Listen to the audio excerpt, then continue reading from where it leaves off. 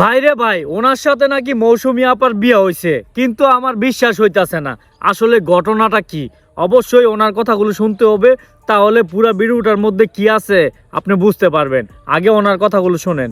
বিয়ে হয়েছে আমার আর মৌসুমীর, তবে আমার সাথে সম্পর্কের কারণে সানি ভাই কখনো কিছু বলবে না, কারণ সানি ভাই ভালো করে জানে হাসান জাহাঙ্গীর কেমন, মৌসুমী কেমন। আরও ক্লিয়ার করে দিই সাংবাদিক ভাইদের, বোনদের, সেটা হচ্ছে আমি কিন্তু রিসেন্টলি উমর সানি ভাইকে নিয়ে একটা ওয়েব সিরিজ করেছি, ব্ল্যাক মানি। হ্যাঁ, সেইটাও ঈদে আসবে। আর সেকেন্ড কথা হচ্ছে, আমরা যখনই আমেরিকাতে শুটিং করি, সকালবেলার প্রথম ডিউটি হচ্ছে সানি ভাই একটা ফোন দেবো, মৌসুমী কী করছো?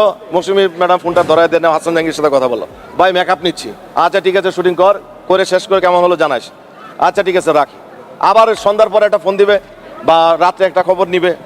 আমি দেখেছি তাদের মধ্যে যে একটা সুন্দর বন্ডিং, হাজব্যান্ড ওয়াইফের যে একটা তাদের যে মিল, এটা আমি অনেক কাপলের মধ্যে দেখি না।